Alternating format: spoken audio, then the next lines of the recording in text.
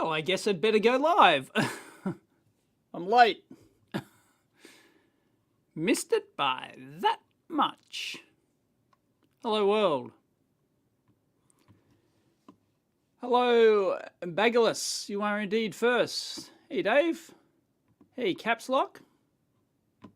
Yo.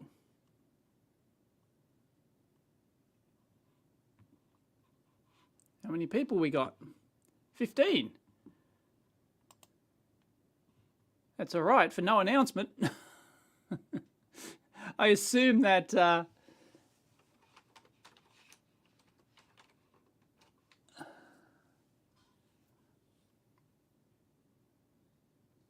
hang on. Hang on. No. Hang on. What's going on?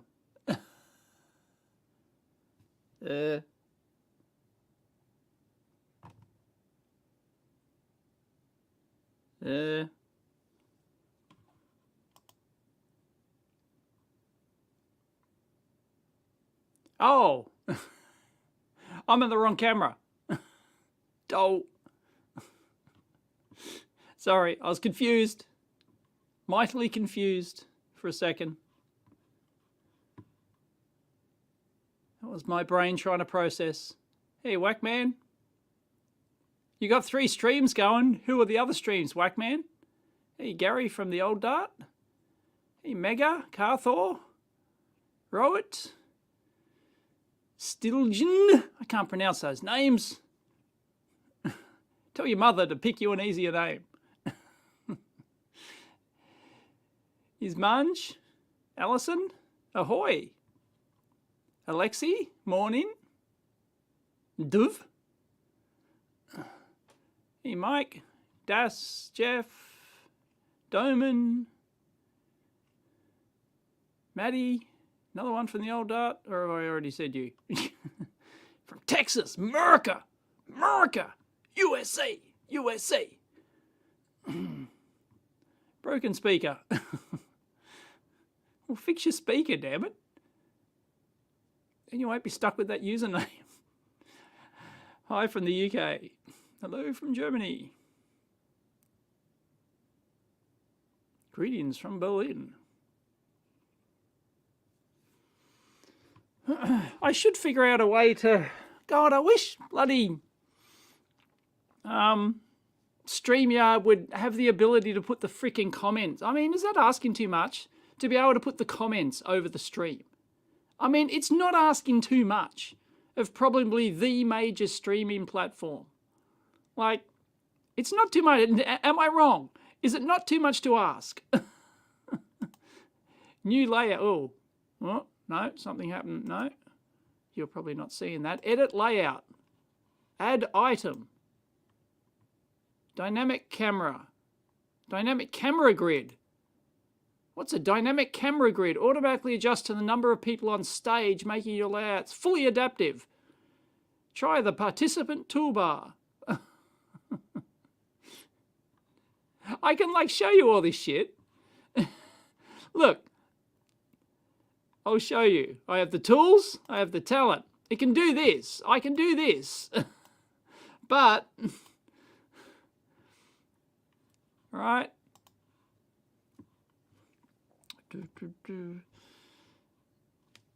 Boom. Way, inception, right? So I can do this. I can share you my screen. But, right, so it's got this, I don't know, I'm editing it. What's a camera slot? What's a single media slot? This slot can display items from the preset menu such as slides, screen shares, and videos. A maximum of 1 per layout. Okay, so I can add a media slot. Then how do I diddle my media slot? That's what she said. Like, you know,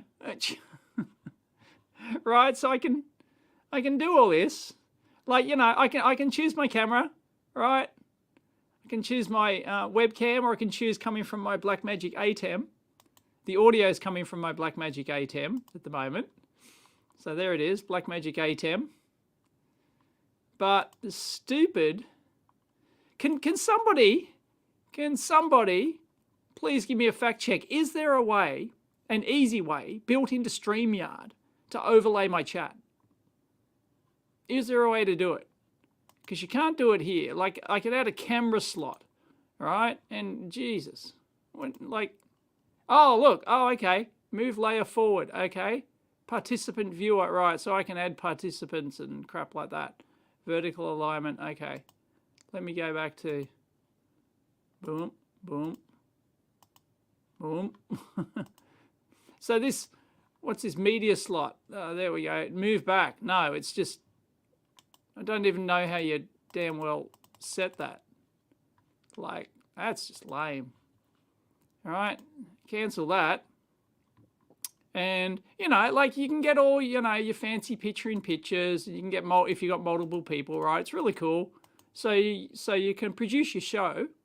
Ooh, light's not on. Photons for the win. Whoa, it's bright. Bright lights, bright lights. Name the movie. Bright lights, bright lights.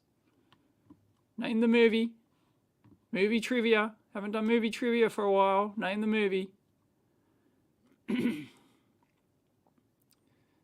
Screen capture. Well, yeah, and just float a capture device. Add a capture device and just float it somewhere. Yeah, but how do you do the bloody capture device? Like they should add it here. Like, so edit layout, new layout, right? I don't want a new layout, right? So I want to edit my layout. So I can add a captured, no, it's not a camera slot, dynamic camera grid. No, it has to be a media slot, right? Gremlins, yes, congratulations. Vince got it first, did he? Yeah, Vince got it. Yeah, I see, I can pop out the chat into its own window, but then when you focus things, it goes away and it just doesn't work. I need something native built into StreamYard so that it pulls the StreamYard chat. Because the good thing about StreamYard is that it pulls in chat from all the different locations I'm streaming to. So at the moment, I'm streaming to YouTube, I'm streaming to Facebook, and I'm streaming to Twitter, although I don't think it pulls the comments back from Twitter, but that, you know, but at least Facebook and YouTube, two different locations, it pulls the comments back in, right? So I don't even have to go to those places to see these comments.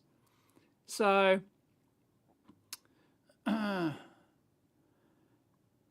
why are there so many of you? Because it's Inception. It's capturing the screen, which has me on it, and then whoop, whoop, whoop, and you see it get progressively smaller and smaller and smaller and smaller until I go to infinity. No, I don't want OBS, right? No, I just want to be able to fire up the browser of StreamYard, right? Just want to be able to fire up the browser of StreamYard, and because I like StreamYard, I want to be able to fire it up. And I just want to be able to, like, have it built in. Just like, so if I add a media slot, how do I even set what that media slot is?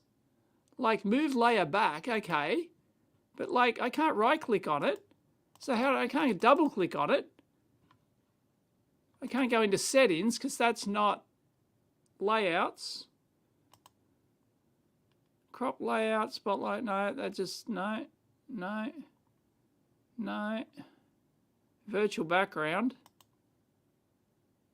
no. Right, it's not there. It's not there. It's bloody Twitter, Greg.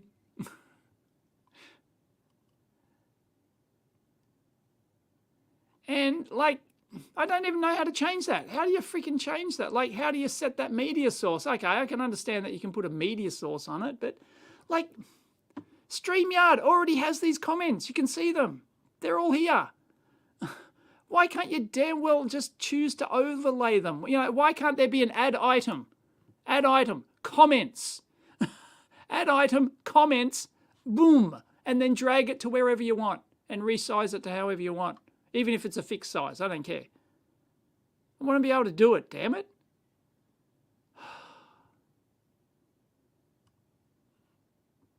See, but the problem is, yeah, like I can capture, no, see, because you can only capture one window, right? I can go like, I can go like this, right? I can go settings, or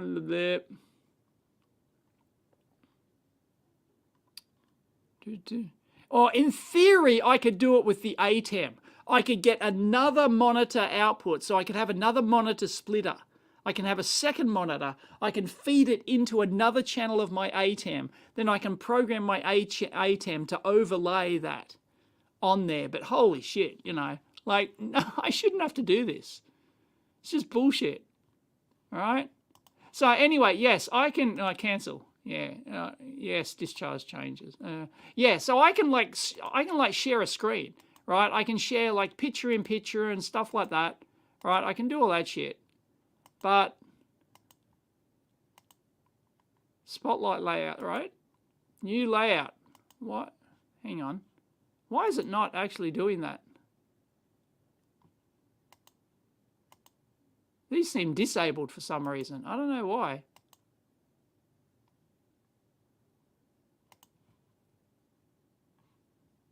Seems very strange. I can present, right? So I can present slides, extra camera, and I can share my screen, right? Oh, I can share X. Yeah, that's the, no? I can't even share multiple screens. What? Where's the window? So I can do a window, right? Or I can do an entire screen. So there's my two screens, right? So I can like, but then you can't drag it around. It's a fixed layout kind of thing, okay? So I'm going to do a window, okay? Right, okay. Hold on to your hat. I'm going to put StreamYard in here, and I'm going to share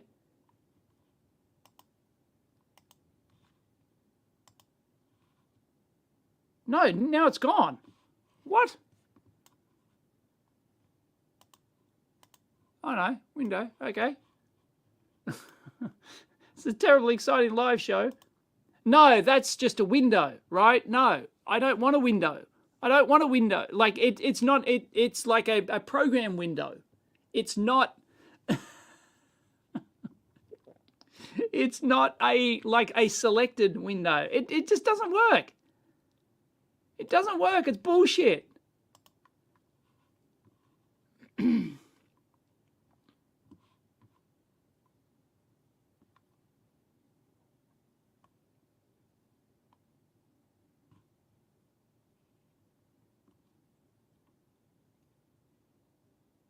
You know, everyone craps on about OBS, okay? Freaking, you know, can OBS stream to multiple platforms at once? Can it do cloud recording? Can it pull comment streams from multiple platforms into the one stream? Can it do all this, right? And it's a freaking program, right? Whereas StreamYard works anywhere. StreamYard just, right? It's browser-based. Just film your monitor with a webcam. Yeah, see, as I said, I could do it with the ATEM switcher because I've got more video inputs.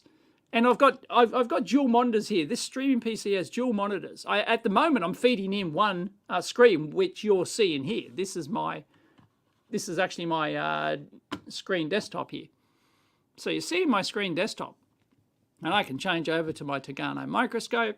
I can change over to just me, like that. The window's fixed in there unless I manually go in and tweak that to turn it off.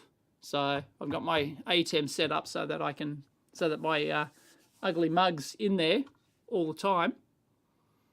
But yeah, it's just bullshit. No, I can't pop out chat. I can't pop out chat in StreamYard. StreamYard does not do a pop out chat.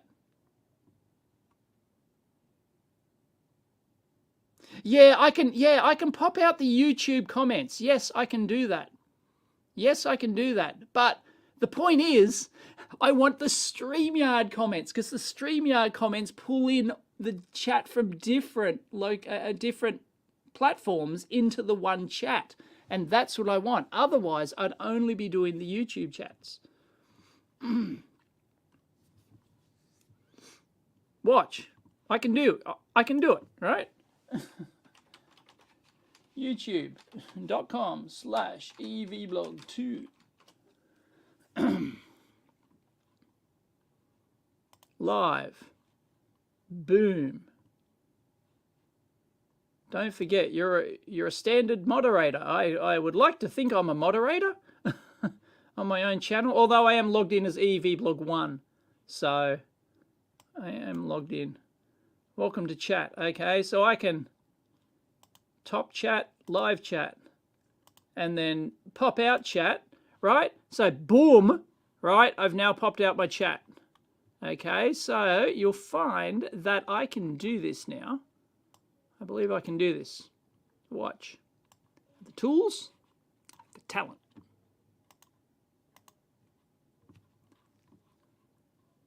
I will conquer this. Share screen. Right. Hang on. New layout. No. Add item.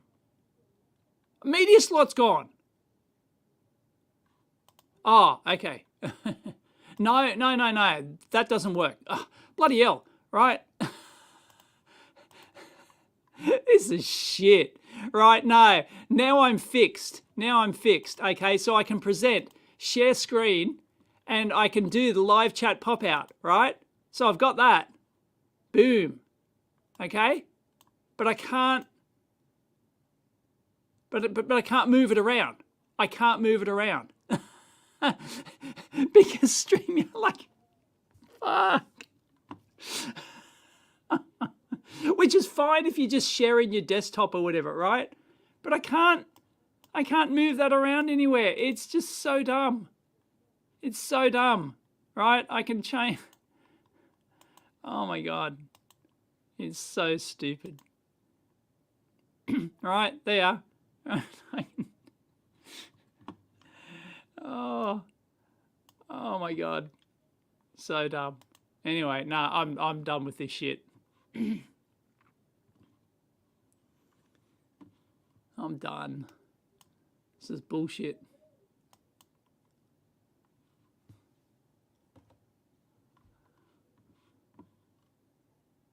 Drier than a dead dingo's donger.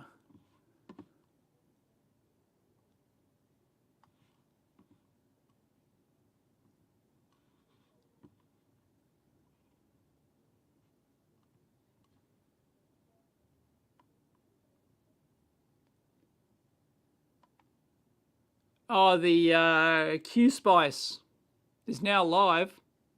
What? You got the email a couple of hours ago. I thought it was already released. Thought it was already out. We mentioned this on the Amp Hour the other week.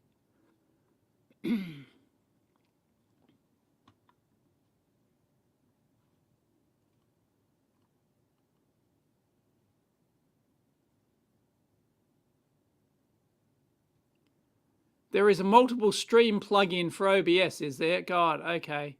You know, but like...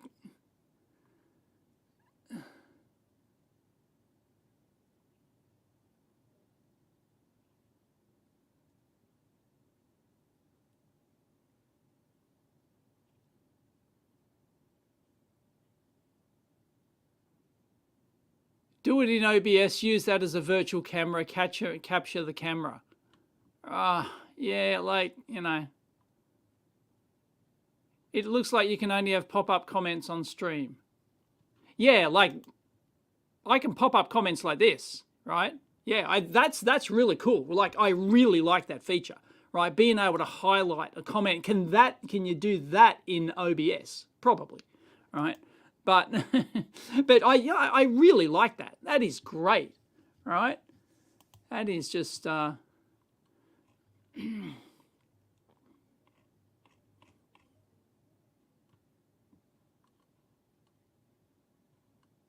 good question. Why are all the test wires in the multimeter? Dumbass Dave. I didn't know. If you listen to the amp hour, if you would listen to the last amp hour, you would have heard the story of this. I was repairing this U1272AX multimeter, and the OLED display doesn't work on it, right? So I did a standard repair video. I went in there and and it had some battery leakage and stuff like that. So I cleaned up the battery leakage. It was just around here, but it had nothing to do with the display. So I went in there and I went, well, let's start looking at the voltages coming from the display to see if the display is getting all of its voltage, because there's circuitry. It's on its own board in there. And I won't take it out now. Oh, actually, yes, I will. I need to get rid of this. So I'll do that now, actually. Some people are probably already screaming at me. Why are you bothering measuring voltages? Well, it's the first rule of troubleshooting. Thou shalt measure voltages. unless you already know the reason for the failure. And apparently I'm dumb enough not to already know that this multimeter is infamous for failed OLED screens. It's so infamous that there are countless sellers on eBay selling replacement screens for this thing. Right?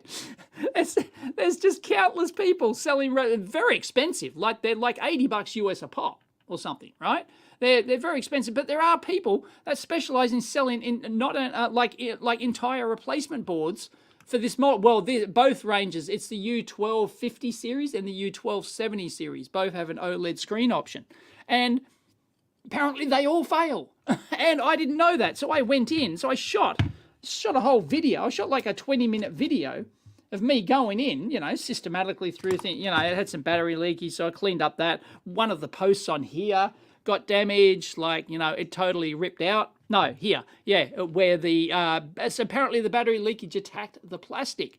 And when I tried to unscrew that, the whole thing just exploded. So yeah, the plastic in there was gonski. And yeah, so, it was like a 20-minute video. I actually edited it and everything. And then it dawned on me, I should probably check. I should probably check if, this is a known problem. So I got 20 minutes into shooting a repair video before I decided to check if this was a known problem. Sure enough, what comes up first? The EEVblog forum. What comes up second? eBay sellers for replacement OLED screens. Bloody hell. So yeah, so I went in there and measured the voltages. So I'll turn my iron on and I'll get rid of these. I deliberately only soldered down in the bottom corner down there like that, just because you have to tack on power wires, because you can't probe this thing. It's impossible. I have to put it back in. I have to put it back in, physically in, so that the power switch is then connected, because that's integral to the case, before it can switch on, before I can measure the voltages. So I have to have all these extender wires. These are all coming from the OLED screen, so I can measure the voltages on the OLED screen, right? So, yeah. Oh, man. So, yeah, let me just get rid of these. Oh, sorry. You couldn't see that. Should I flatten that out? Probably shouldn't. It's just going to get worse, right? If I try and flatten it out, I'll try and wick it, maybe. Using some dodgy wick. There we go. That actually worked. I find the old solder wick's just not very good. You gotta apply new flux and shit. So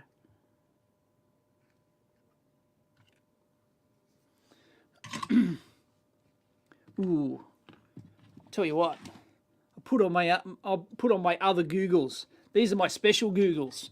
I got these manufactured 1.75 times. So I've actually got magnification. It's nice.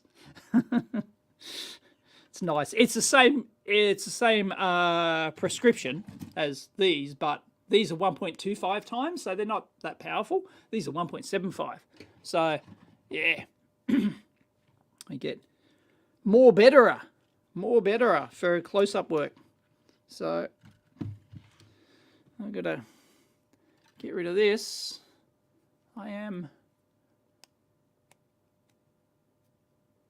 Yeah, the battery life is shit. The battery life, you've got to put even if you put the lithiums in here, you get like 20 hours of battery life or something. I'm not sure what it is. The older model, it used to have rechargeable. You used to be able to recharge the damn thing. You've got one that still works, Vince. Apparently they all eventually fail, or there's a huge manufacturing percentage defect. So like 500 Aussie. Yeah.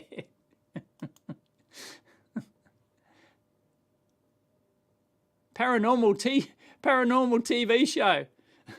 I could do a collaboration because a friend of mine who I used to work at Altium with, he's one of the heads of the Paranormal and UFO Research Association of Australia. So I can do a collab. Please do an amp hour with Rick Hartley. I think we tried that. I think there are some. Oh no, I don't want to say this is Rick Hartley, but I'll just say in general, there are some guests whose business model is going on, is it actually, giving seminars and stuff, right? That's their entire business model. And those people who give seminars, they generally don't want to come on the amp hour, or they don't want to do it for free, right? They want to, we have had some guests like that have come on, but only under strict requirements that, we publicize their courses and their books and their, and we introduce them a certain way, and we, no, that's just bullshit, right? So I'm not saying Rick's like that, but I think we might have tried to get him on the show before, and I'm not sure. I don't know. Chris probably tried. I'm not sure. Anyway. So I don't want to slag off Rick. I'm just saying in general, there are some guests in his sort of field. So, yep. Yes, the amp hour, it's already up, and you can, Ian Scott Johnson amp hour happened. Yes, it's already released. You can watch it. You're like 4 days late, 5 days late.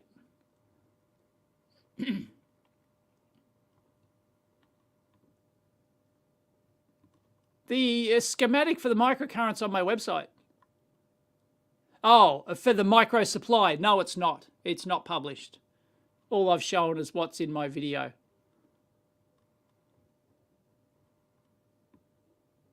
Yeah, he explained, the reverse. We did talk about that on the amp hour. Yeah, there is, apparently, some models of this, you have to order the correct OLED display. If you don't order the correct OLED display, your image is literally backwards because there's a 1-bit shift. And you can there are eBay sellers who buy customized boards that slip over here somehow, right? I have to flip it out, so I'll flip it out.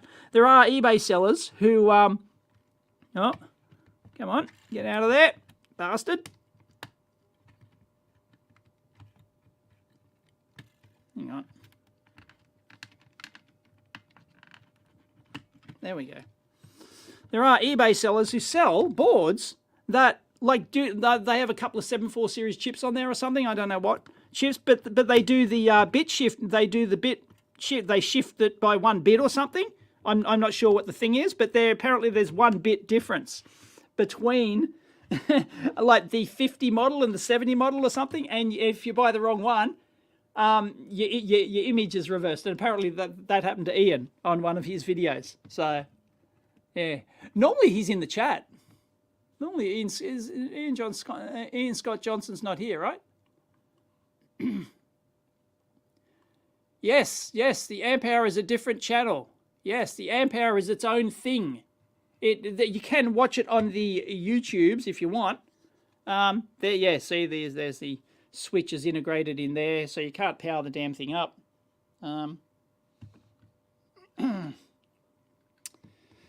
Right, so yeah, there's the culprit. There it is. There's your problem. And so yeah, there are ones that sell a board which like goes across here or something, and or no, goes across there. I don't know. Anyway, there's a board that will shift the bits for you. So anyway, I have ordered. Sorry, I took the easy way out, and I ordered a complete replacement board. So it is literally someone's reversed engineered it, used a different model screen, because apparently this exact model screen's hard to get. So you can actually get it. You can, if you look hard enough, you can actually get the exact model OLED screen, and you can desolder this and actually put it back on. But I've ordered the complete module, so it should just plug in and work. So it's boring to repair, I know, but you know. Anyway, yeah, people have gone to the effort. This is such a problem. People have gone to the effort to design entire replacement boards using a different OLED screen, and they've programmed a micro on there to change the protocol that's needed between different screens. Somebody went to this effort, and now it's been copied by everyone, I think. And there's all these sellers of these bloody screens. It's such a big problem. So I feel like a bit of a dummy not knowing that. And it's on my own forum, but you know, there's millions of posts on my own forum. I don't know them all. So yeah, I didn't know this was a thing, and I didn't bother searching. That's the thing with all my videos. I just press record. I don't do any prep work. I just press record, right? And I shot all this stuff without knowing that. Anyway, shot it all without knowing that. Oh, that this is a known problem, and I shouldn't have even wasted my time at all. But I will leave that stuff in the video. I'll leave that in the video. Who thinks I should leave it in the video? Snap poll. Who thinks I should leave it in the video? Like me tracking down the problems and then reading the voltages and tracking it down and then realizing and then doing the search. Then I literally do the search in the video and oh look, oh. Who thinks I should leave all that in? Otherwise, technically it could be a 2-minute video. The OLED screen failed. I bought a replacement. I plugged it in. It worked. Like, you know, always leave it in the video. Of course, yeah, keep it, leave it, leave it, leave it. Of course I am. Leave it. Everyone says leave it. Yeah, of course they do. Silly question. Oh, boy. Yeah, so I measured the voltages, and the voltages were fine. So I thought, oh, yeah, this OLED. OLEDs tend to, you know, they do have a bit of a rep for kind of, you know, more so than LCDs have a rep for failing, because there's manufacturing defects. You know, you get manufacturing defects in there. The little, you know, bubbly things can burst or whatever, and you can lose individual bits. That's how you lose individual bits. But apparently this one like just loses. Great. This one does have bit problems, but apparently the major failure mode is all of them just fail. They all just fail. Anyway, there you go. So I don't have to do that for the next video. So yeah, it's coming. I've got a complete replacement board. Yeah, it's got its own micro on there that converts the protocol to, I don't know which OLED screen they use as a new one, but yeah, somebody's done all that work. It's amazing. Absolutely amazing. So there you go.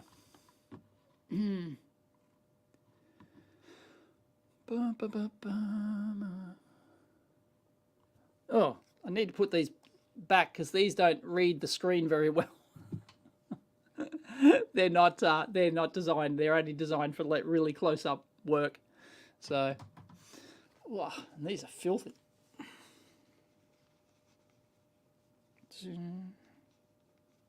I still want to do that optometry tour. Still want to team up with my optometrist. I've got to get off my ass and do that. Problem is getting off my ass and doing it. I'm hopeless at that.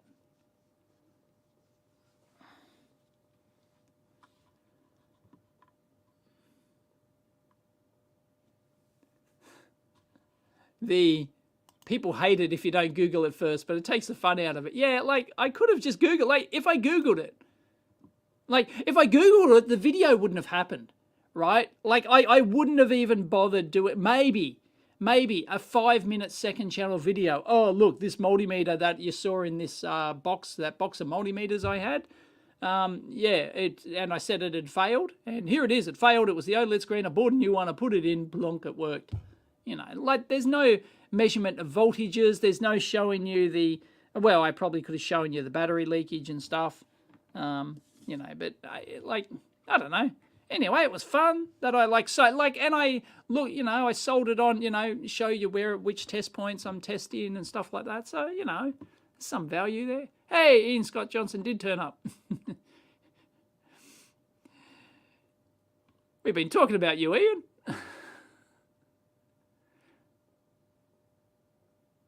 What power are the circuit glasses? I said before, 1.75 times. So these are 1.75 times. And these, my regular glasses, are 1.25 times.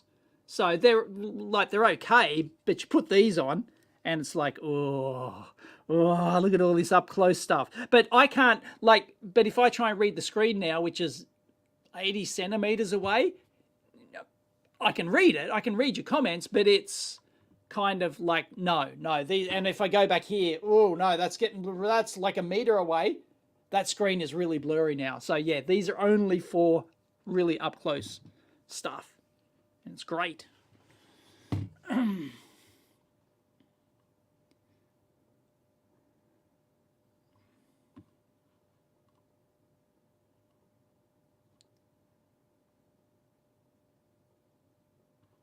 Oh, the protocol conversion is easy, is it? There's a GitHub, right, to any LCD. Now it's any LCD to any. Yeah, it's not an LCD, it's an OLED though. So I don't know if that's the same. So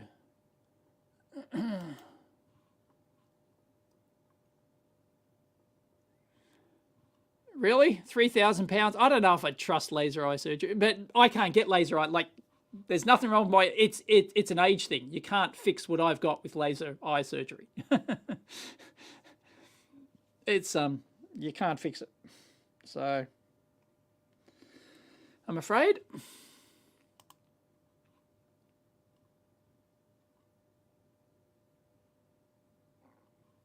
+3, is that like 3 times? Really? Wow. Mine are 1.7. Although I did get these quite a few. I got these when I first got my glasses, and since then my focus range has gone out like another 10 centimeters or something, I think. So technically I could probably get, you know, I'm sure I could get higher if I just ask him, you know, hey, can I get some 3 times? You know, it's like for like this close, like really up close. Like, yeah, I'm sure I could get anything I wanted, but yeah. 3 times. Wow. I thought these were great at 1.75. I thought these were fantastic. You're really killing it at 3 times. Holy shit.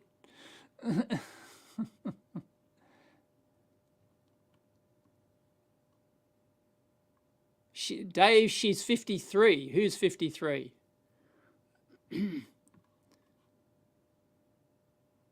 And times 5, like times 5? How do you get a times 5? Like that's insane. Although, you know, I've got I got so much shit on this bench. It's unbelievable. Where is it? It's gone. Really? No, I've got one dedicated on this bench, I swear. I'm going to find it, damn it. Oh, there it is. I put it up there. God, I put out. Yeah, I do have a ×10 inspection lens here, so I can just whack it over and, you know, there. All right. So it's nice. It's handy just to have a little ×10 lens to put around. It doesn't work very well in combination with this lens up here. Of course, I've got my Tagano microscope. You know, I'm like, it's pretty good. It's pretty good. I can't complain. It's got 40 times. It's got 40 times optical zoom, right? It's got a ×10 macro lens on it, which I can screw off. No, sorry, this is ×4. I have actually experimented with, yeah, it's a 52mm thread, and it's the close-up number 4. Yeah, so it's ×4.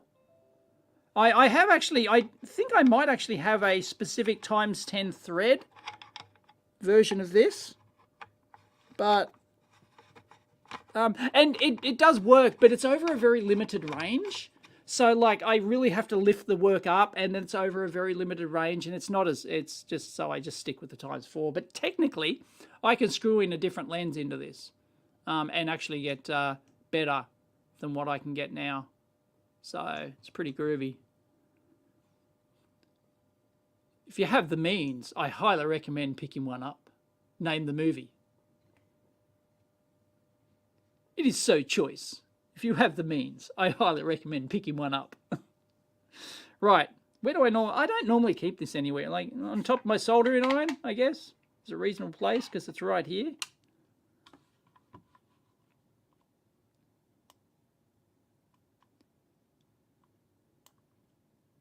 Ferris, yep. Oh, really? There's a Tagano office. Thank you for the super chat. Spectre NS5RD. Dave, thank you for all the awesome. Here's 7 Yankee bucks. Thank you very much. Oh, is RD the currency? Is it? No, that's your username. Here's 7 Yankee bucks, but you gave me 10. So thank you. Spectre. Appreciate that. 1 diopter per decade. 1 diopter per decade. Yeah. Unfortunately, my optometrist said, yeah, sorry, it's just going to get progressively out and out and out. But I tell you what, made a difference. The lutein, I take 10 milligrams of lutein every day, and within the year, when I went back to have my eyes measured, he could physically measure the thickness difference due to the lutein. And he totally called it. He said, yeah, I'm a bit worried about your thickness at the back of your eye or whatever. And that's due to lutein.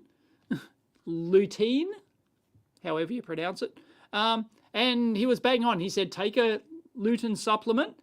And so I'm taking 10 milligrams. Some days I forget, but, you know, I'm taking a 10 milligram lutein supplement. You saw it in my smoothie video. So I take that tablet every morning. Actually, I forgot this morning. There you go. Totally forgot. I had my smoothie, but I forgot to take my tablet. And yeah, he can measure, like I doubled the thickness of the back of my cornea, because they can measure the back, you know, the thickness of the back of you, and he said it's doubled. He's very impressed. So it actually makes a difference. Does my car manufacturer cover car battery leakage under warranty? Well, it's got a 7-year battery warranty. I don't know if it's leakage. I don't think any EV batteries leak. They catch on fire occasionally. I guess that's leakage.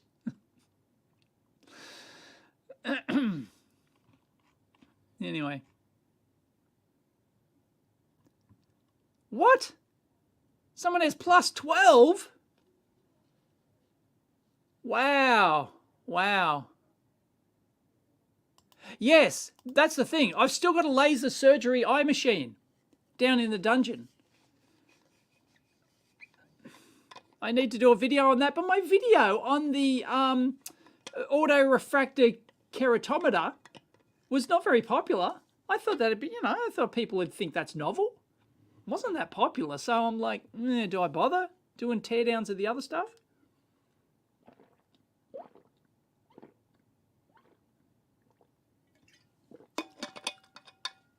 Ah, you're short-sighted, Ian. Yeah, see, I am not short-sighted. I've never had eye problems. I've had perfect eyesight. In fact, I have better than 20/20 vision. like distance. Like I've got better than, better than your average Joe eyesight. But it's just, yeah, this is just the old age thing. Where your focal distance just progressive, like your cornea hardens. There's just nothing, it's an age related thing. Your cornea hardens, so it can't curve, so the muscles can't pull the eyeball as much and make it curve and focus at a short distance. So it's like, so every year, in theory, my near sight should progressively get slightly worse, in theory. And it has in practice. It's slid somewhat. Like, he just has no clue if that's going to stop. Like, it could suddenly stop. I've gone as far as I'm going to go. Or it could just keep going. Don't know. But I first noticed it about 5 years ago, I think. You've turned 40 and you've just ordered 0.75. Alexi. Geez, that's young for having an age-related eye issue. So you've gone in the opposite direction. You need a point. Yeah, eyes are fun. Eyes are ridiculously complicated. It's just crazy.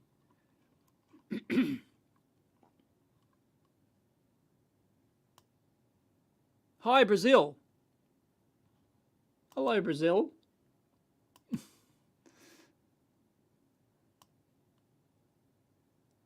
At-home laser eye surgery. Well, I've already done my autorefractive keratometer. I've got the OCT machine. So I've got the OCT. So I want to use that as well because it works. This gear all works apparently. But the laser, I don't have any attachments for the laser eye thing. So it's got the... But yeah, it's a laser eye surgery machine. It's massive. It's huge. It's taking up a massive amount of space down in my dungeon. So I probably should tear it apart and then toss it. Scrap some boards out of it and then toss it. Like, it's huge. It's like this big. It's like this, it's a massive. It's bigger than a photocopier. Like, it's enormous. I don't know what the hell's in it. Like it's got pumps and things because you got to pump fluid and stuff to do the cleaning or washing or whatever. But like, holy crap! Like, does the laser need that much power? I don't know. Yeah, that's the problem, Spectre. That's the first time I noticed it. The first time I ever noticed an issue, like I was obviously compensating for it and I didn't realize. But the first time I noticed it was like 5 years ago. And, I'm in bed with Huxley at night trying to read him a story, right? So it's dim in the room. We've only got the little light to, a little bit of light and start the little lamp or whatever.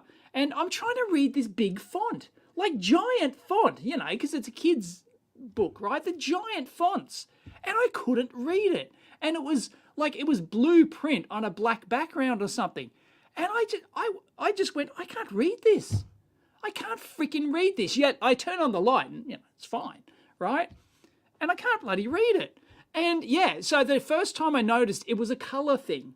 It was a color and light thing. And then light. And then I realized that, if I try and read my phone in the dark, like in low light, then I've got to get it a little bit further away from me than if I'm out in bright sunlight. I can read my screen without my glasses, no problems whatsoever. But in low light, I need my glasses to see the screen.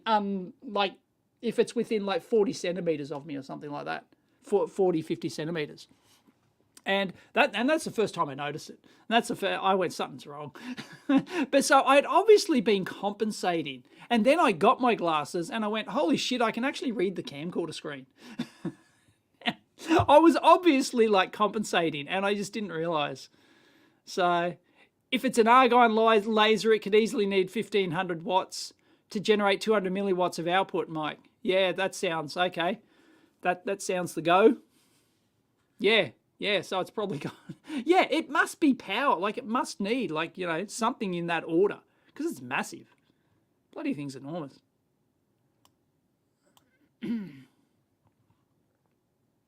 I do not have headaches. Headaches are not a thing.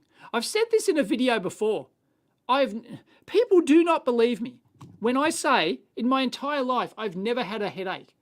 I do not understand what a headache is. I am not kidding. I've never had a headache in my entire... I just don't know what it would feel. I can imagine what it would feel like, but I literally don't know what a headache is. So I don't know whether or not... I don't know. Is my brain pressure just... I don't know, right? I don't know. I have no idea. No idea what a headache is. And people talk about migraines. Oh, it's worse than a headache. It's a migraine. I don't know. No idea.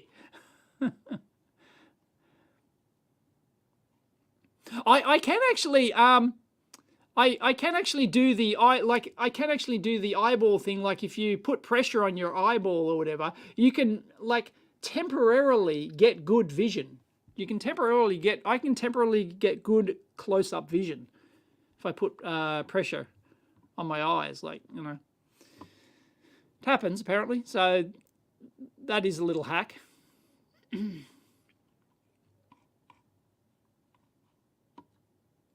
Yeah, headaches constantly. I just, sorry, I cannot relate at all with the constant headache thing. Anyway, how long have I been going? An hour. I probably shouldn't do much longer because I want to shoot a video today. I just put up a poll. I'll do a snap poll here. I've had this vintage Sharp boombox hanging around, sitting on the floor. I'm always tripping over the bloody thing. So I've had it for like a year now. I should probably do a teardown video. I should probably finally get around to doing a teardown video. Who thinks I should do that, or should I do a mailbag? Or should I do something else? I don't know. I kind of like want to get rid of stuff that's just sitting on the floor here.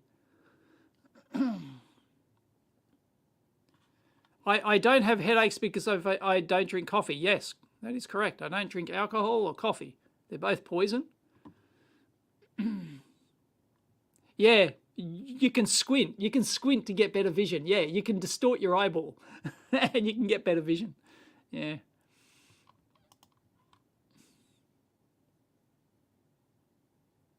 Tear down the laser. Mike wants me to tear. Of course Mike wants me to tear down the laser machine.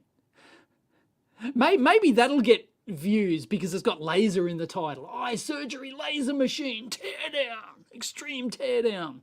You know, exclamation marks, and arrows and red circles and surprised look, you know, in the thumbnail.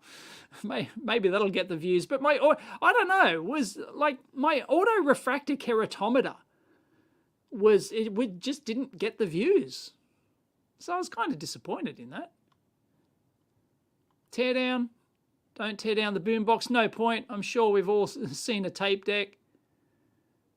Why not both? Yeah. In Australia, they're known as foot aches. Boombox will be very cheaply built inside, yeah. The thing is, it's the boombox. I know not everyone cares. In fact, most people will have no idea what I'm freaking talking about. But if I say the 1980s boombox, there's only a small percentage of people who will know what the hell I'm talking about. And if I hold the boombox over my head, that still won't give people a clue. The thumbnail would need lasers coming out of your eyes. Yeah. I should pay someone to do a thumbnail for that one.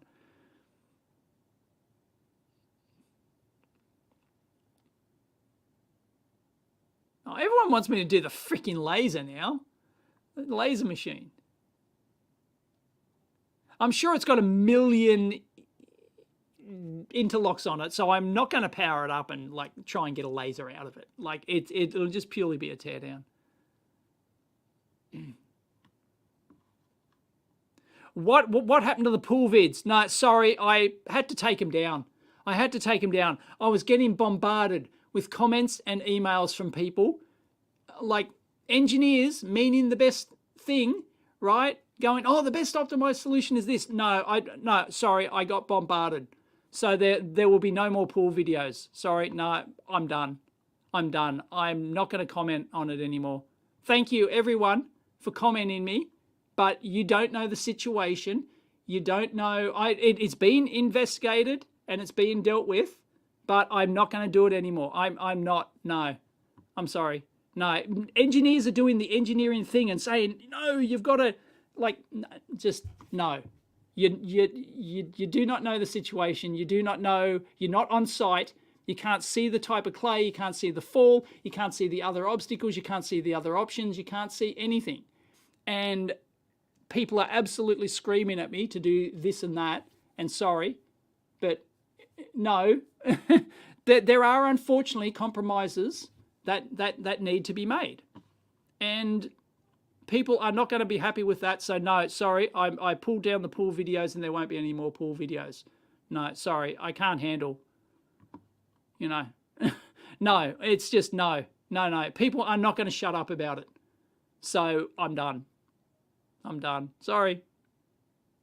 Yep. See? Vince, stop. Get help. See? This is what I'm talking about. Right? I have, okay? I have. Stop, and I am getting help. Okay? But I'm not going into any more, because no matter what I do, people will bitch about this forever. Okay? So no, it's done. Okay? No, I am not going to, no. Yes, life is a compromise. There are extra things, okay? Things are being changed, okay? But I'm not going to say what, and I'm not going to say how, and just no.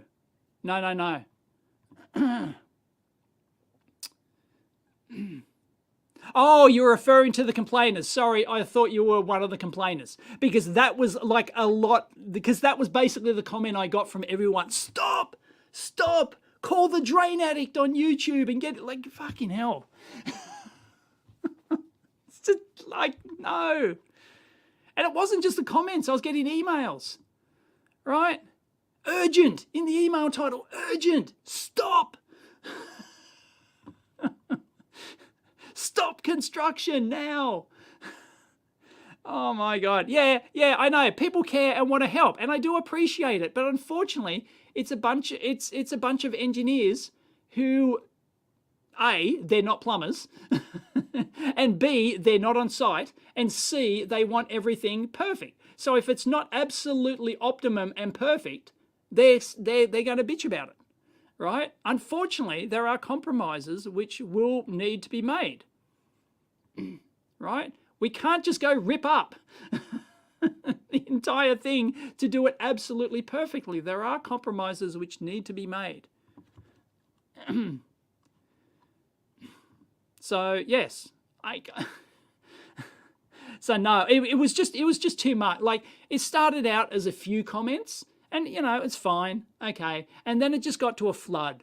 Of comments, and then the emails started, the urgent stop emails started, and I went, just no, I'm gone. No, that's it. So I pulled the videos, and I won't be doing any more. Sorry. Nope.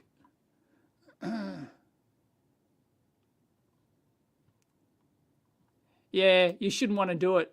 Yeah, see, that's the thing, right?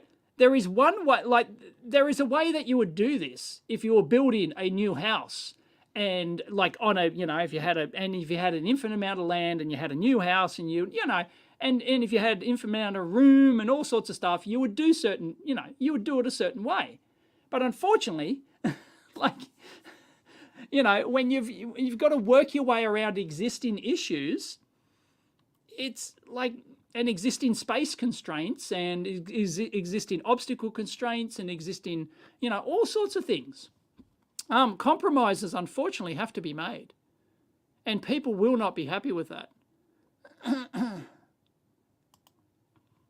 So yes, we might have problems in the future, and everyone can go, I told you so. Okay, but, like, right? But trust me, there are changes being made, and there are extra measures being put in place.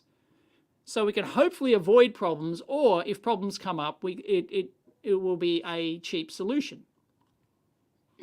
So, yeah. Death taxes and complaining viewers. Yeah. Yeah. Yeah. Unfortunately, everyone, the problem is my audience is full of engineers, right? And engineers want to engineer the shit out of it. And they want the most optimum solution. So if you don't do the most optimum solution, they're going to say it's wrong and it's going to come against it. And there may be issues in the future. I don't know. There is some risk that we have to take, unfortunately. In fact, any of the solutions, even if we had an infinite amount of dollars, an infinite amount of room, an infinite amount of time, and you would still potentially get issues. So,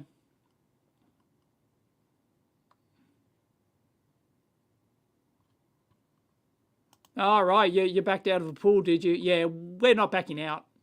We're going ahead with it. And, yep.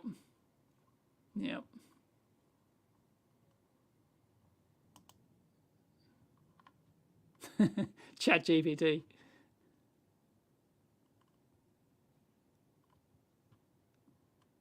Yeah, unfortunately, it just got too much. It just got too much. Like, very rarely have I had to do that. It's just nuts.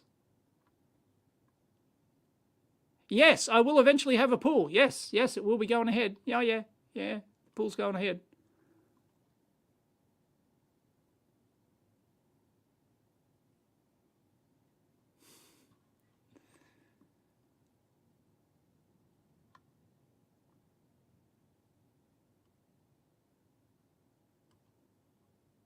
Of course I want the kids to enjoy the pool.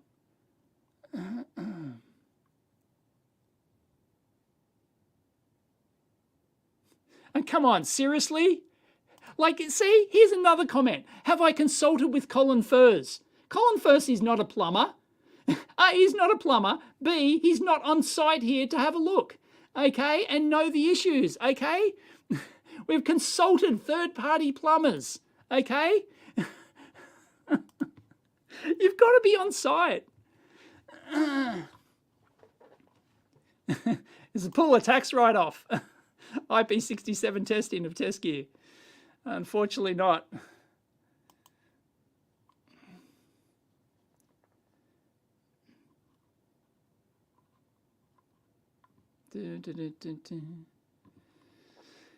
Yes, get the pool and disregard all the haters. No, it's not haters. People mean well. Like, people mean well. People really do. They don't want me to get screwed over, right? And I really appreciate that. But unfortunately, it gets to a point where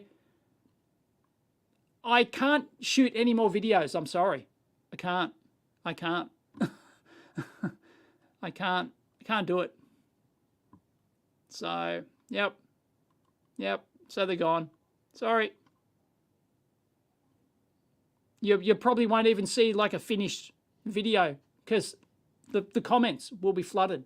Comments will just be flooded with how did you solve the pipe problem? And regardless of what I say to them, they will go, well, you're screwed. Sorry. And, could very well be right. Everything's a risk. Like all piping, even if you do it absolutely perfect the way they wanted, you can get tree root ingress, you can get soil movement, soil collapse, all sorts of soil collapse and stuff like that, and your pipes could break anyway, right? I mean, it's like, yeah,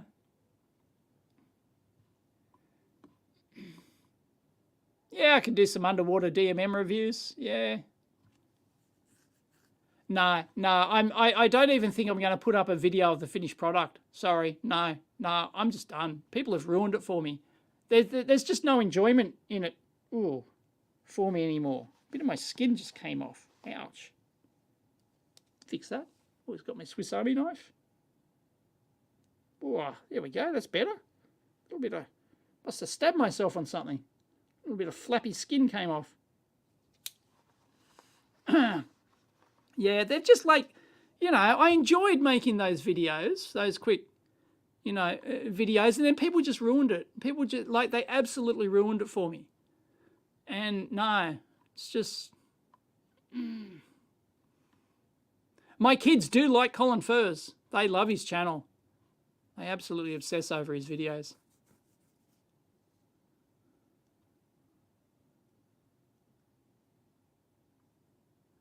Hey, Roberto. Thank you.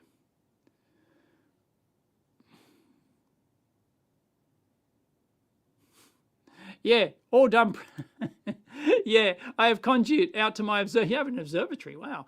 All done properly, but there's water ingress into the conduit. You know, yeah, it's like... In fact, we've got another problem. There's another problem, which it's not... We found it when we were digging the pool out. And apparently we've got to put the pool in first before we can do some more excavation work to find an issue. We don't think it's related to the existing piping. It's related to something else, like stormwater or something. So yeah, so we have to. Yeah, it's really annoying. It's really annoying. We're finding shit. You know, it's like, and you just have to do your best, right?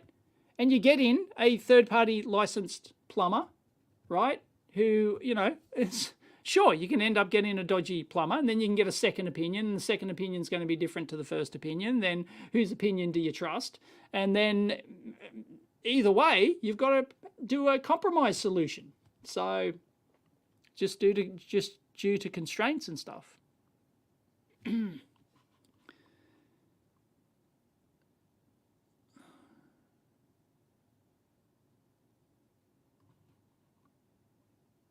Thank you, Alexi. You enjoyed the pool videos. Yeah, I enjoyed them. I was going to enjoy it. Like I was going to shoot a time lapse of the concreting and doing everything, and no, sorry, it's just no, it's not going to happen. Yeah.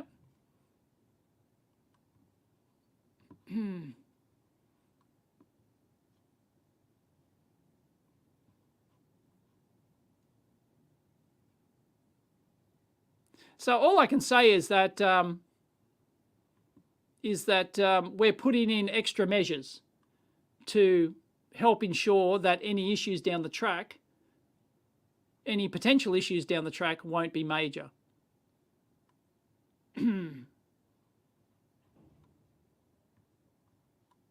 Yeah, like we dug that thing out. Not only did we find the pipes, we thought it was one pipe, then we kept digging and we found two pipes.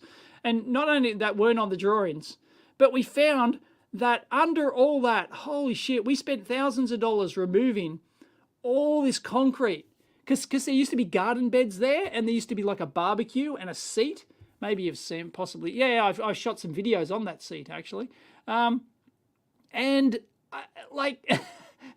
was just so much concrete. There was concrete everywhere. And we thought we'd gotten rid of it. And then the excavator came in for the pool and took out this gigantic block, which was like 2 meters long, like almost a meter high and a meter wide, like massive. And we thought we'd gotten rid of it all after spending thousands of dollars getting rid of it all. Although we got a free jackhammer out of it. The poor guy, like we found him on, what's the site? You find small contract jobs and stuff. Having a brain freeze.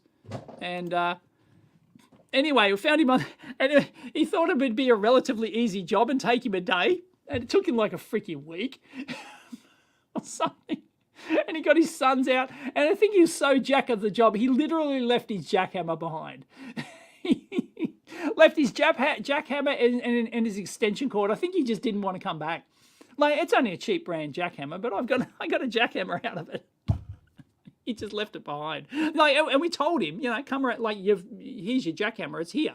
And he, yeah, maybe I'll come around and pick it up, someday. And it's like, that was 6 months ago, right? Oh my God. Yeah. There was just ended up being so much freaking concrete. Oh, it was unbelievable. No, the neighbours are supportive. They all have pools. We're the only one without a pool. There's lots of pools. Didn't find skeletons. Yeah, we didn't find anything else major, but Yeah, pipes and concrete. Holy shit. Man, it's just so much. Yep. And then we got more concrete because part of the, we've got landscaping to do after we do the pool.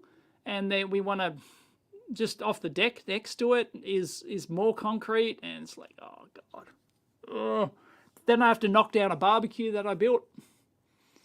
Because I've already converted that into a portable barbecue on wheels. I think I tweeted some photos of that.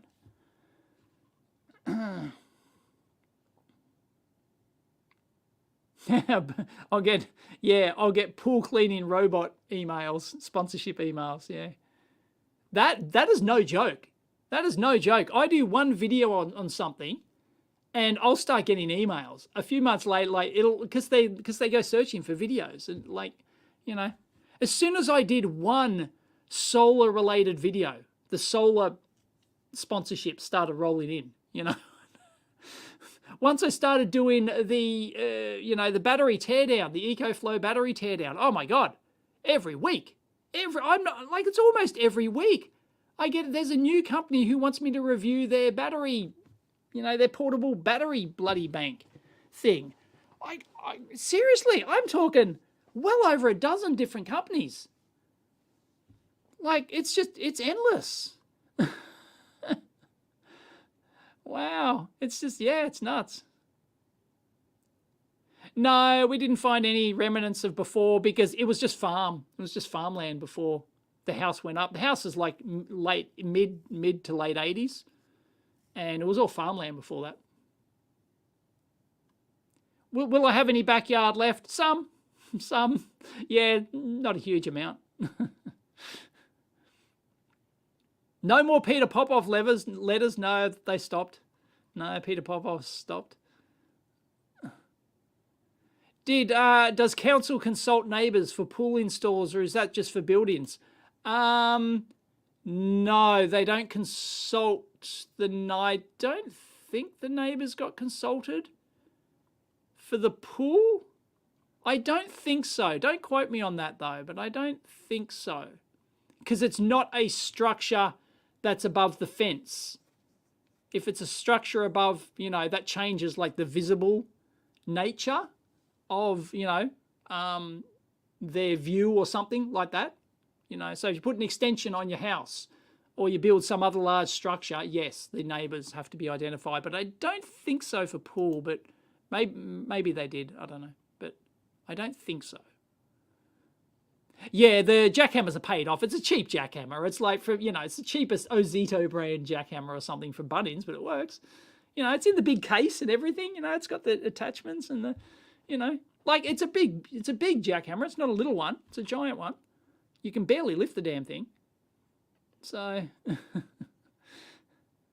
no, he just thinks it's paid off. It's probably like a $200 jackhammer, and he's already probably used it on. I find that this is very common. A lot of tradies don't use, maybe cordless drills are the exception, but things like jackhammers, this is not the first time that I've had a contractor using like the cheapest, lowest brand heap of shit jackhammer. I think it's because the things get abused so much that really even the top brand ones break. So you might as well, you might pay 3 times the price for the top brand ones, but it might only last twice as long, for example. So you're actually financially better off getting the cheap one and then just using it and abusing it until it fails. And then you just buy another one for $100, $200, So yeah, I think it's already paid for. So I don't think he cared about the jackhammer.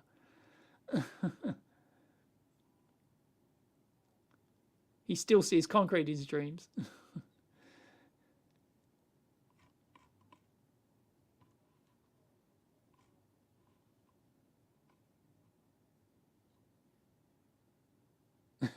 Neighbours complain before they even understand what's going on being constructed, yeah. Well, the only complaint we've ever had is for a cubby house. We had like a neighbour behind, because we've got 5 neighbours. It's really annoying. And a neighbour behind us over in the corner, because we built the cubby house, and apparently they were friends with one of the council members, right? So they got that. So apparently they did or ex councilman. I think it was the actual councilman, the head councilman or whatever. So they were friends with him. So they got the council inspector to come out. Apparently they got this report that there's this giant illegal structure erected in this person's house. So the inspector came around, knocked on our door, and said, we've got reports of a giant illegal structure in your backyard. And he walked out. He walked out the back. I wasn't there, but the wife was. And apparently he just laughed his ass off. He went, we never get called out for cubby houses. And he went, nice cubby house. That's well engineered. I like that. But he had to, so he made us put up just a little screen, beside the fence so that kids couldn't climb over or something. And it's like he said, look, I've got to do something token. I've got to make you do something token. So he said, just put up a bit of plywood here. Fine. Yeah. So that was funny.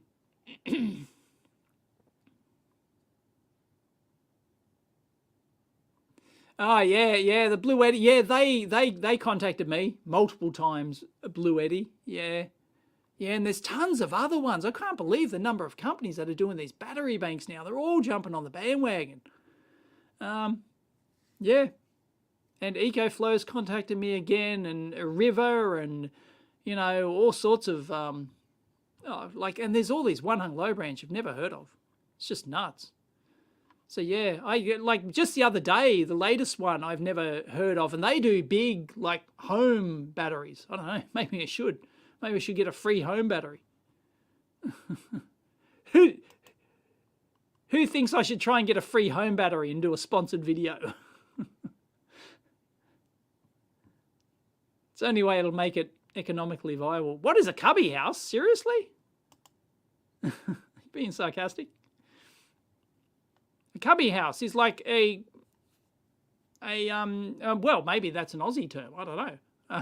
It's not like a tree house. It's like it's like a tree house that actually sits on the ground. It just sits on the ground, so it might have some stilts or something and a little ladder to get in, and stuff like that. That's what a cubby house is. In fact, I've got all of today. This is the first Saturday in 6 months that apparently I've got nothing. I've got nothing to do today. But I was told that I should get my ass home and work on the cubby house, because we're adding a second story to the cubby house. I wonder if we'll get a visit from the council again. Yeah.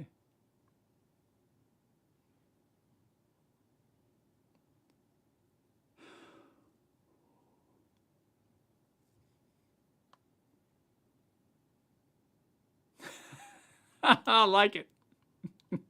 Your neighbour complained about ground mount solar array. Came around and said I should have built it taller, install stuff under it. Nice. Yeah. The council person wasn't pissed off. Oh, I tell you what happened oh my God. Unfortunately, we had to take out all these native trees that we planted for the pool, right? Because they were right next to the pool, and they just would have dropped everything onto the pool, and it would have been a nightmare. So we had to take out these 3 trees, right? So I think I might have tweeted a photo. Yeah, I tweeted some photos. I did an Arnold Schwarzenegger meme with Mrs. EEVblog. Yeah, so we cut all these trees down, and the council, we can order a council pickup, right? It's free, but you've got to bundle things. So we had to cut them to 1.5 meter length maximum, and then we had to bundle up all the tree branches. So we went to the effort to cut them to length, bundle them all up, and we had 50 bundles. It was 3 large trees that we had to take down. But we spent all day just bundling these things, perfectly bundled, and then we stacked them all along our the grass, because we don't have a verge, what you'd call a verge in the US, which is a strip in front of your house, right? So we have this grass strip, but that technically is our land, right? It's not council land. So we just lined it all up there, and all they had to do was drive their truck into our driveway, and it's right there, put it on the truck and drive out. So we had it booked up for this day, and they didn't come. So we phoned them up the next day and said, hey, you know, where is it? You know, the truck didn't turn up. Oh, it'll turn up today. So another day goes by, they don't. They didn't pick it up. And it's weird because they're usually the Johnny on the spot. They use third-party contractors for this, right? And then we contacted them again and they said, oh, no, sorry. It's been reported that this is on your private property. You have to put it on the strip out the front of your house. And we went, we don't have a strip. We would literally have to put it on the road. We'd have to put it on the road because we're in a cul-de-sac. So, you know, it's not like there's through traffic, but there's people, you know, we have lots of, you know, we have neighbours, right? There's half a dozen people on in our little end, right? And we can't just put it on the road. And they went, oh, well, that's the regulations. You've got to put it on the strip in front of your house. And we went, we don't have any. And so they actually sent some guy out. They sent a council person out to look at it. And he went, and there's this tiny little strip. Our neighbour does actually have a tiny little strip. And he's like standing there and he's went, you've got to move all these and you've got to put them on this tiny little 4 square metre strip. And you've got to like stack, you know, and we went, well, there's not enough room. We'd have to put them on the road. And he went, oh, you can stack them. And I went, like, so I stacked all these, bloody hell.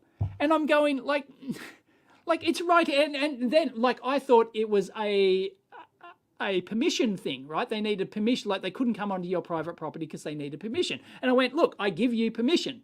I'll give you permission in writing to simply walk onto my 1 metre onto my property and lift the trees out of the truck. And he said, no, can't do it. Insurance liability reasons, we cannot take 1 foot onto your private property. So I had to move all these nicely stacked things and then stack them on the bloody thing. And then ironically, you'll love this, ironically, when they came to pick them up, sure enough, they picked them up, put them all on the truck, everything's fine.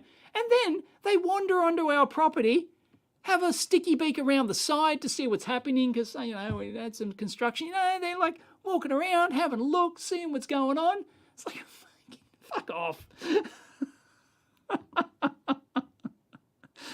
There's a special kind of person that works for councils. Yeah, like we just had to laugh. We had to laugh. They literally came onto our private, like walked all the way down and had a look around the side of our house and everything just to see, you know, just to have a sticky beak, you know, like fucking hell. But they couldn't take 1 step on, even after we gave them permission to physically remove the, and the stupid thing is they've done it before, right? Without issue. We've done it before. We've put stuff in that exact location. They came around, they picked it up because they, you know, the drivers just went, oh, fuck, this rule is bullshit. Yeah, let's pick it up, put it on, right? Oh man, it was shit. It was just, yeah. Oh man. A wind turbine.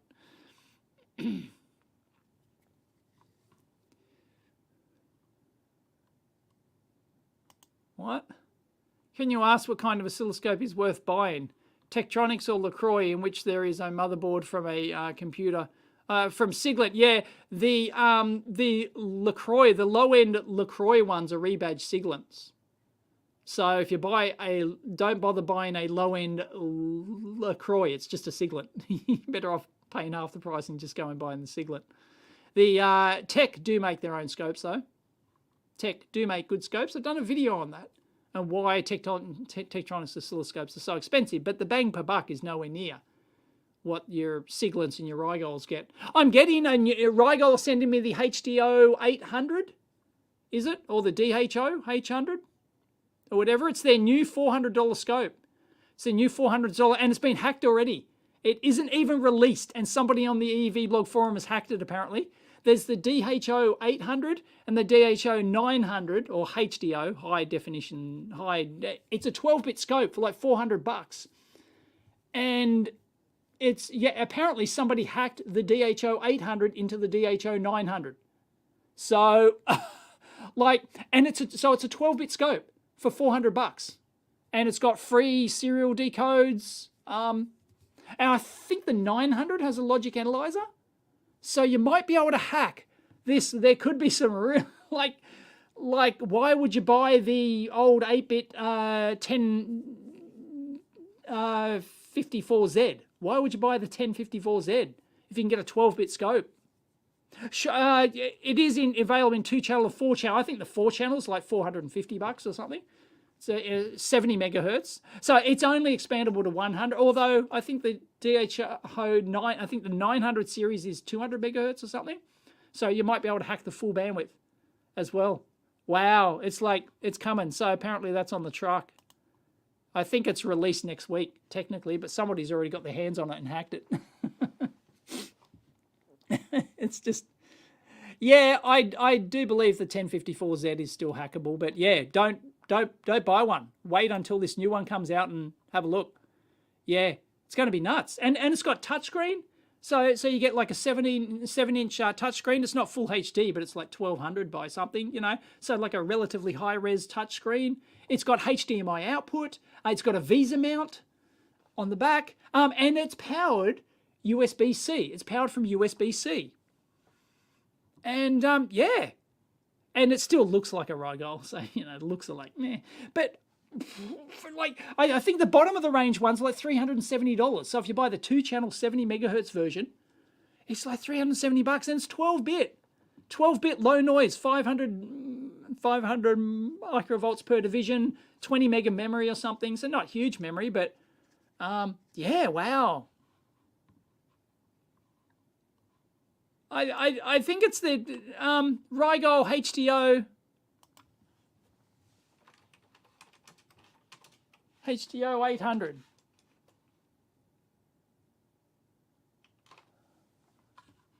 DHO, sorry, yes, DHO, Digital High Definition Oscilloscope or something.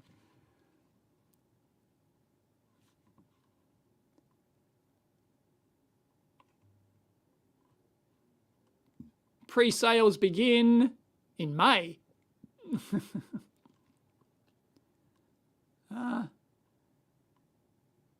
Yeah, here's the thread, okay? Here's the thread. Here's the EEVblog thread. Somebody's already posted some teardown photos, and they've hacked it, apparently. Hello? Can't post comments to some destinations. Fine. There's the thread for it. So it's the DHO 800, there's a DHO 900. The 900, I think, is higher bandwidth and possibly has a logic analyzer. I'm not sure. But yeah, like I think it starts under $400. And even the 2-channel, like, you know, there's not much difference between 70 meg and 100 meg. So it's like, you know.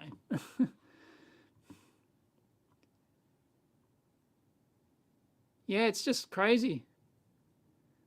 Yep. Yeah, I'm sure Rigol do the, in fact, I know that Rigol do the hacking thing deliberately. How responsive the UI was pretty laggy, but does it matter for the price? Oh, well, I'm sure it's got a more powerful processor in it and stuff, but I don't know. They've added like touchscreen and, you know, it's got their new GUI. It's got their new GUI interface and stuff. So I don't know, but geez, you know, it's yes, it isn't black, but yeah, it's like I think the official price is 350. Butterfly, have it. Rigol details. There is a.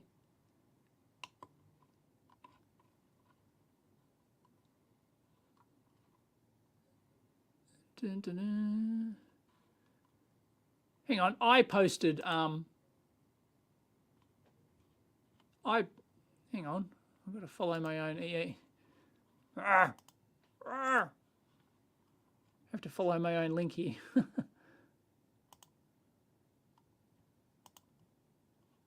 No. Oh, bloody hell.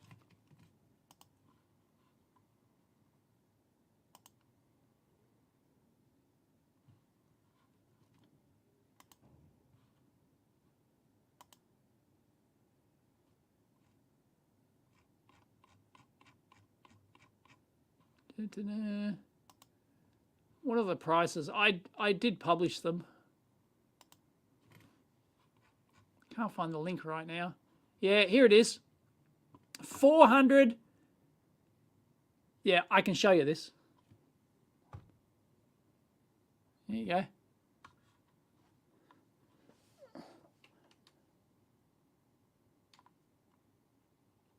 $459 for the 4-channel 12-bit 500 microvolt 100 megahertz touchscreen scope with HDMI output, USB power source, and serial decoding, all standard. Yeah, yeah. So the top of the range one is $459, right? You know, sample rate's not high. It's only 1.25. It's 25 meg points of memory. 1 million waveforms per second is wankery, right? That's only available in the special mode. So, yeah, I'm sure it's not that quick. But holy crap, right? This is 12-bit. This is 12-bit. Apparently, it's low-ish noise. It's probably not going to be the best in the business. But, you know, 500 microvolts per division. I don't know if that's real or whether or not that's software magnified or not. But, man, I'm telling you, wow, this is game-changing stuff. I mean, bottom of the range is $329. Well, you wouldn't get the 2-channel. I don't know why they even make the 2-channel, right? You would spend the extra $60 and you'd get the 4-channel for $389, right? For 70 megahertz. And if you could hack it, right? And even if you didn't want to hack it, it's less than $100 to go for the 4-channel 100 megahertz version. Holy crap. Like, seriously? Wow. Just wow. You know, that's just nuts. Yep. Yeah, that is a lot of scope for the money. That is a heck of a lot of scope for the money.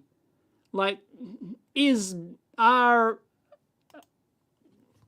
8-bit scopes dead? In fact, that might be the title. Should that be the title of my video? 8-bit scopes are dead. Who thinks that's a good title? 8-bit scopes are dead.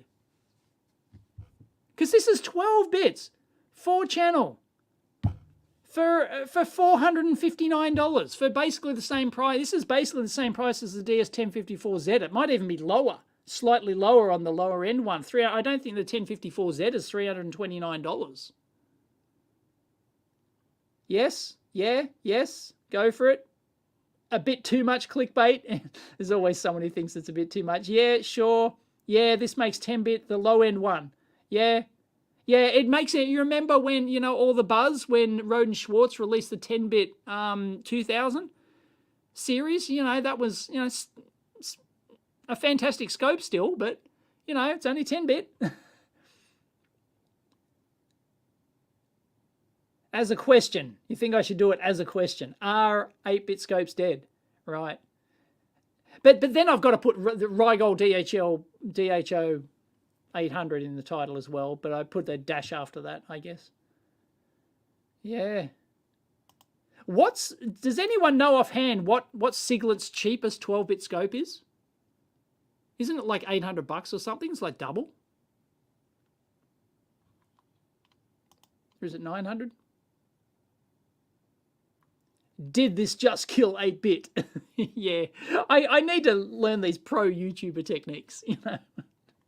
Clickbait, maybe, but justifiable. Yeah, like, I think it's justifiable because that is a legitimate question. That's something I'd talk about in the video.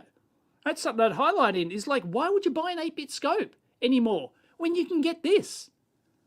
Like, at the top of the range is $459.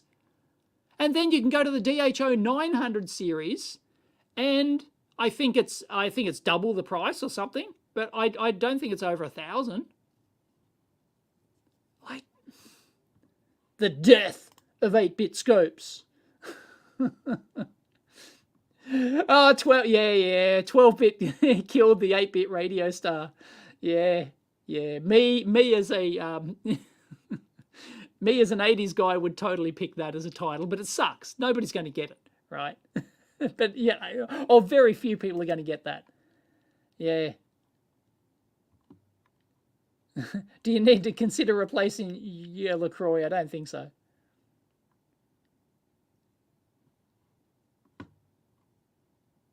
Guess what happens next? Yeah, I need the old guess what happens next.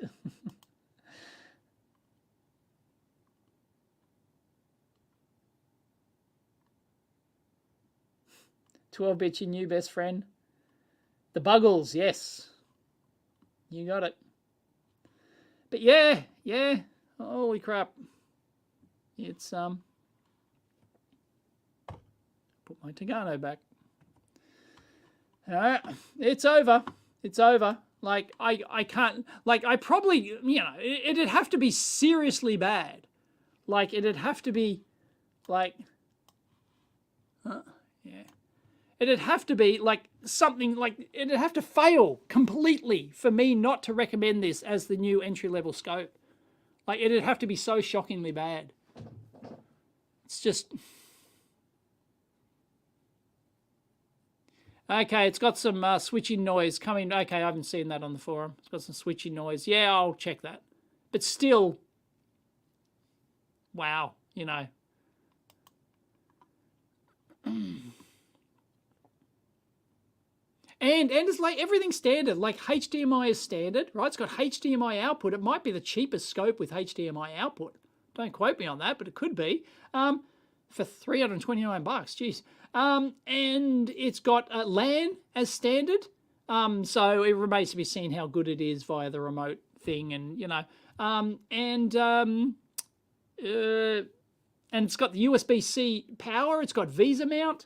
So yeah, everyone's jumping on the Visa mount thing now after Tektronix did that, which I totally predicted. I said every new scope will have a Visa mount. Sure enough, yeah. How to factor in, yeah. So yeah, it's nuts. The HDMI out could be a huge feature. Yeah, it's not. It's so nice, and to get that in a bottom of the range $329 scope. Wow. You know, like, it is not full HD. Like, then I'd be stunned if they upscaled if they changed the output to full HD for the HDMI output. So it'll only be 1280 by 720 or something, right? But, oh, man. Yeah, I believe it's just, yeah, there's new 12-bit converters. I believe it's 12 bits at 1.2 gig samples per second. Yep. I don't think there's a compromise there. I think it's a true 12-bit converter. I think it's, if I do the teardown and have a look at the analog to digital converter, yes, I will review it, of course.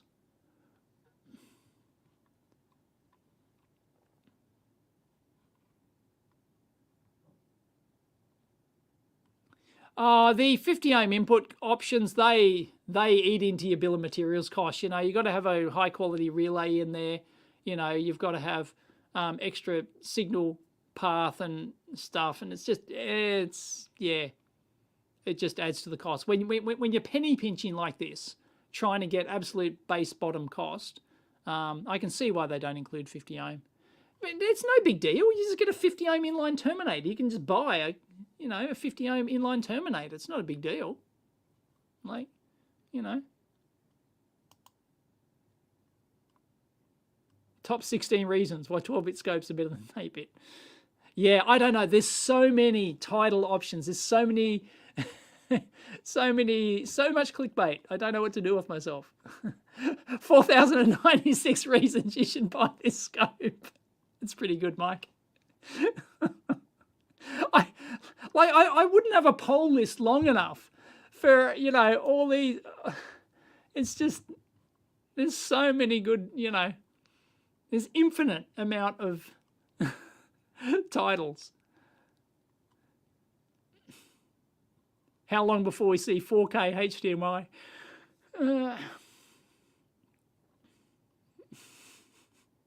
Her cat was stunned. Busted. It's just nuts. Elon Musk went from 8 bits to 12 bits. Here's why. There's so many. There's so many clickbait titles. I don't know if the 900 will have the PSU noise as well. Oh yeah, apparently, yes. Someone did the person on the forum who did a teardown. They tore down the USB brick that's actually provided with it. Apparently, it's a heap of shit. It's an absolute heap of shit. So if I don't know if that's where the noise is coming from, or if it's the switching converters in, because obviously where they're going to USB power delivery in, so they're probably upping it to 12 volts or whatever, right? Because most scopes now are a fixed 12-volt power supply in them, and then they use localized switching converters to down convert to the various rails, to 3.3s, your 1.2s for your big processors and FPGAs, and your plus minus 15s, and your for your analogies, all that. Yeah.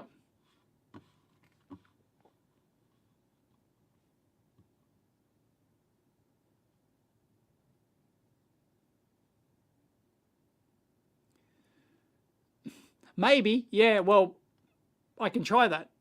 I can try, using external supply, because apparently it's shit. Apparently it's all, like, you tear it down, there's nothing in there. It's like...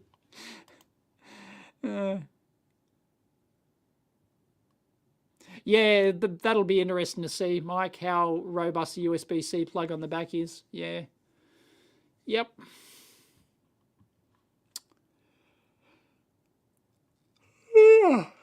Yawn, compulsive yawn. I should go. It's 10:15. Need to shoot a video today. So yes, I'm getting my burger today. I've got the full day off apparently. And although I was advised to go home and start working on the cubby house, but it didn't seem that it didn't seem like that much of an order, because I know that's what we're doing tomorrow. And I went, well, it's Sunday, we can do that tomorrow. And she said, but that's only one day. Which kind of implied that I should get my ass home this afternoon and do some work. So maybe I'll leave an hour earlier just to keep her happy.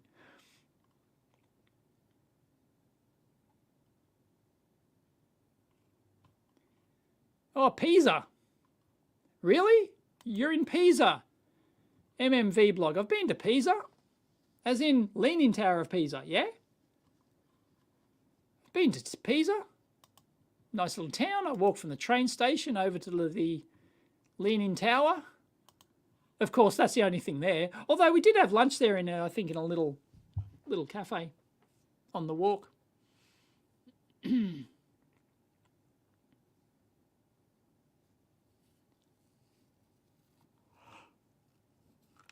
Pisa in Italy, yes. Cool. Yes, I do have the stupid photo somewhere. Yeah.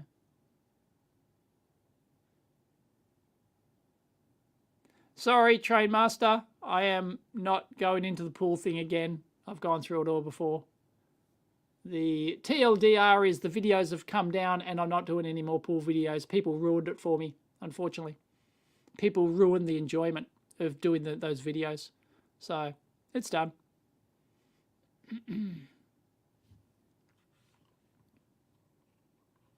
Anyway, I better go now. Thank you, everyone, for joining me. And this will, hopefully, I'll get my new OLED display in a couple of days.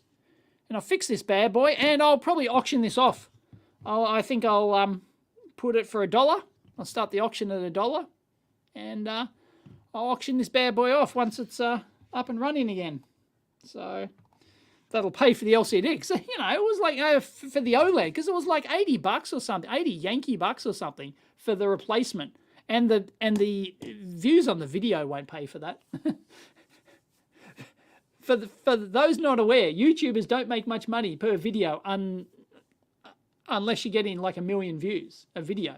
If you're only getting 40 to 50,000 views, as I am, on an average video might eke its way towards that these days, then, you're fairly lucky to get $100 from it. It does depend on the content, though. Sometimes you might get 200 for a video, but no, like there's ones that make well under $100. So it's not good. It's not good. So... I need to know the answer to this question too. Are people in Pisa pissed off that the dodgy tower is the only thing anyone knows about the place? 120 MMV, can you tell us? We'll wait for MMV's reply.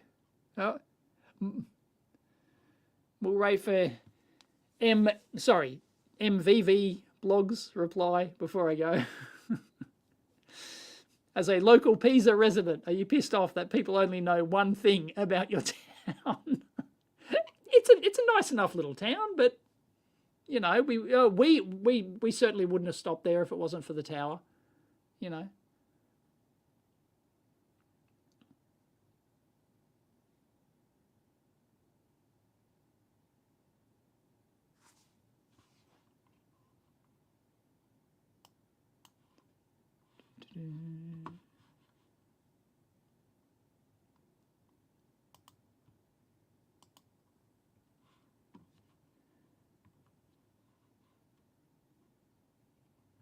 Is EEVblog going to tell us? Actually, in Pisa, there's only the Leaning Tower, but that's fine. It's fine. There you go. Local resident said it's fine. You know, if you've got an attraction, generally people, you know, most towns, you know, I've been through, you know, they'll have like an attraction. Like here in Australia, it's a big item, right? Like just in a recent trip, we went to the Big Bogan, right? Or we went to the Big Banana, you know, like there's the Big Banana in Coffs Harbour. Coffs Harbour's known for more than that, but there's the Big Banana, you know, but that's, there's more. But there's a lot of towns, especially here in Australia, that are just known for one thing.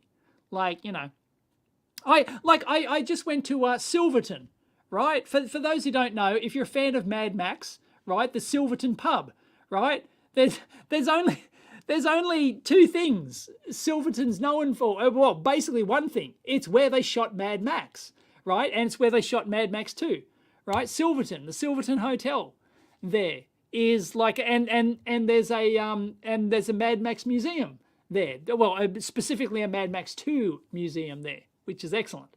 But yeah, it's like, it's all the town's known for. It's in the middle of, it's middle of bloody nowhere, right? Silverton. But that's all it's known for, is because they shot Mad Max there, right? And I actually went to the lookout. There's a lookout where the big long stretch of road where they filmed all the crashes and all that sort of stuff, you know? And Sydney has two things, the Opera House and the Harbour Bridge. Yeah. Yeah. Yeah. Yeah, but that's fine. You know, yeah. So most people I know in these small towns are actually proud of the thing that they have that brings the tourists in. So yeah, that makes their town, you know, of note, so to speak. Yeah, most people in these, I don't think people in these small towns want to just be, you know, like just be obscure and have, you know, and because if you're obscure, like people just end up leaving, nobody comes back, there's no extra tourism, you know, and life just gets harder in that small town, you know. So if you're known for it, that's why every local council in Australia, if you want to build a big thing in your backyard, you'll get council approval. If you're in a small town, if you want a big, you know, the big 9-volt battery, you know, I think I've mentioned this before. If I had like a property in the middle of nowhere or something, I'd like build the big 9-volt battery, or I'd build the big transistor, I'd build the, you know, the big multimeter or something like that. And yeah, it's just like, you'll definitely get council approval for that. Yep. In a small town. Yeah. Yeah. Deep fried Mars bar invented in your hometown. Ugh. Yeah. Oh, you have other stuff. Yes, Galileo's house, Marconi transmitter, but the tower is the most well-known thing. Yeah. Yeah, it's just the Leaning Tower. They don't want to fix it.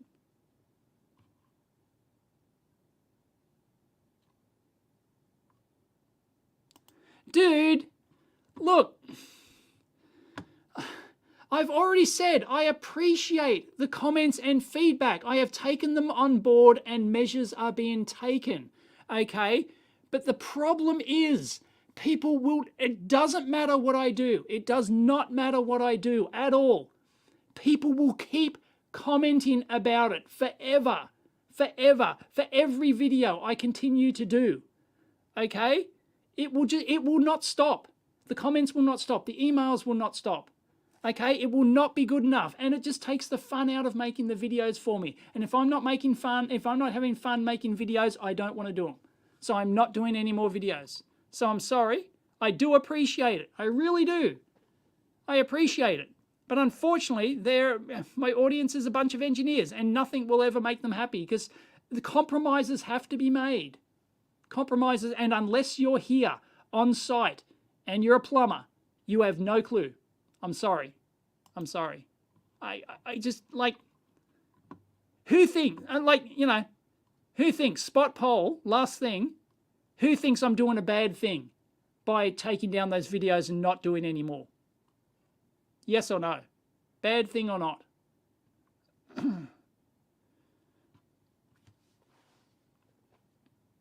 Bad thing or not? Bad move or not?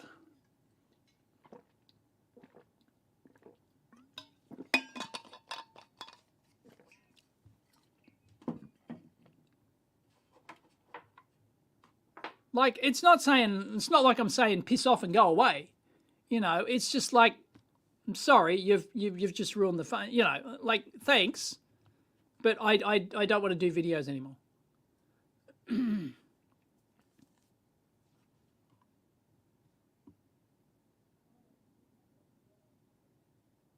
Do whatever pleases you. What videos? Bad thing. Leave them up and let them whinge. Bad. No, why do it if it makes you unhappy? Not. Bad thing. Being a deleter is a bad thing. All good, saves your sanity. Bad. It's probably 50-50. Not a bad thing, bad thing. Not. It's probably 50-50. I agree with Dave. Being a YouTuber isn't easy, and managing all the comments is truly challenging.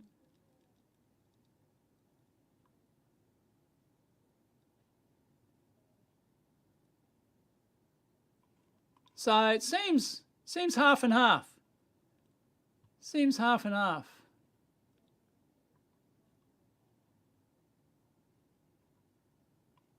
Like, I could have left them up and just simply done no more videos, but then I'd constantly be pestered. Are there any, you know, I would just constantly, I would still probably get pestered, you know, even though I've taken them down. Sorry, I cannot do another video showing the construction or the solutions that the choices that we're doing. It's just, I can't do it. Do what is best. Yeah. No one likes a deleter.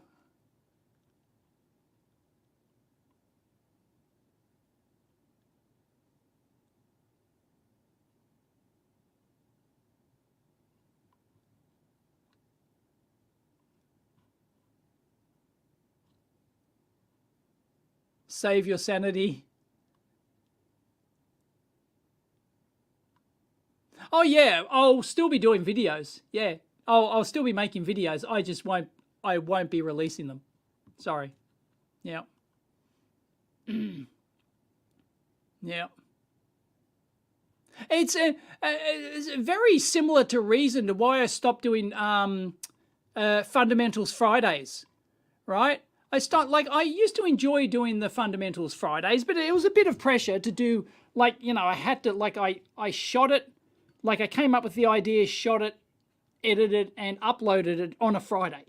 So it was literally, like, done, you know, all in a day. But I stopped doing it because the only comments I got back from it were, like, people, you know, not saying, oh, thanks, excellent video.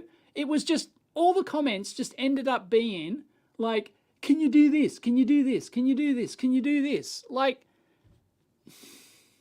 you know, it's just, you know, it just ruined the fun. So I stopped doing it. I just stopped doing it as a regular segment.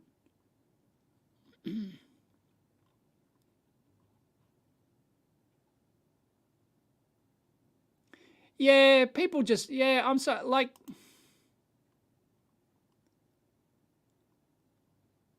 yeah, made different decisions that they should have said. All engineering is about trade-offs. Yeah, unfortunately, the trade-offs will not make people happy. I'm pretty sure the trade-offs that we have to make will not make people happy, and people will continue to bitch forever about this.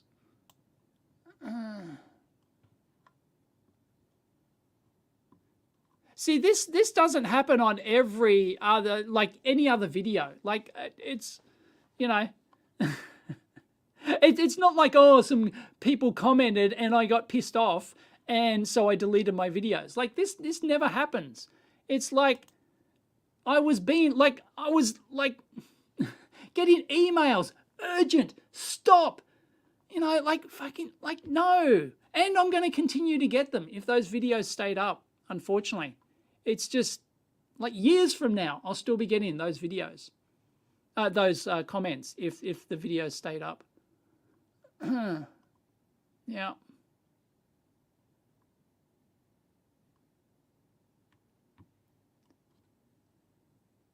But you'll notice that I've never ever done that before. Like I don't think I've ever. No, there was one video. Oh shit, yeah, no, there was one. I've done it one other time. I did a review of the TS100. Yeah, the TS100 soldering iron. Holy shit. Oh my God. The TS100 fanboys, I had to pull that video down because my email inbox was just getting absolutely slammed because I dared compare it with another iron and I didn't use identical tips or something. Oh, fuck. I just went, no, I'm just like, nah, I'm done. Piss off. So I pulled the video. That's the only other one. Like in, 2,500 videos, I've probably done this twice. You know, it's pretty rare that it happens.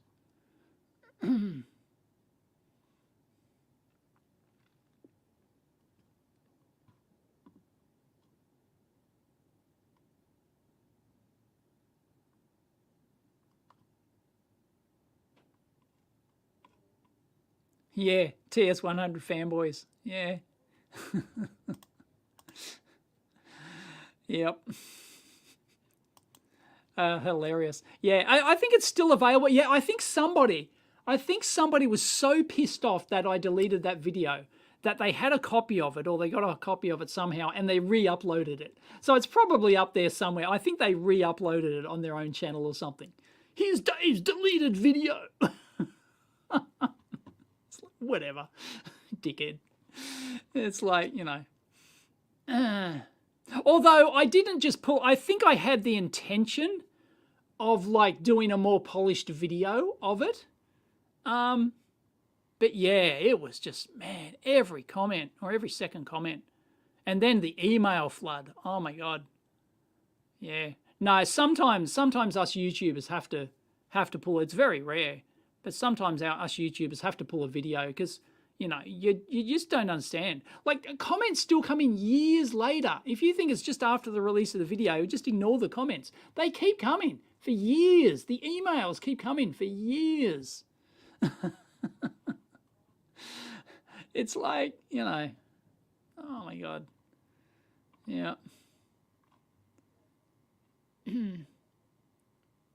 Yeah, so unfortunately the pool video, there's no way I can do another video and not have people still bitch about it. Can't be done, unfortunately. Can't physically be done. So, yeah.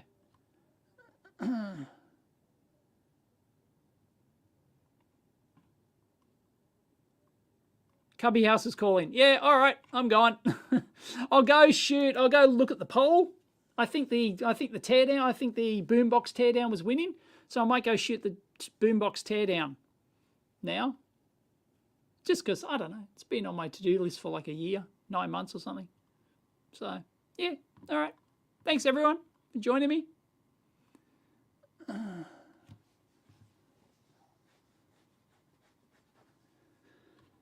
Yep. No, it's not burger time yet. No, it's only 10:30. No, another hour before I can order my burger. They don't, can't even get it early because they only open the kitchen at 11:30. So, is a new chicken shop opening? Well, don't know. Well, they're building it, but yeah. Anyway, all right. Thanks, everyone. Catch you next time.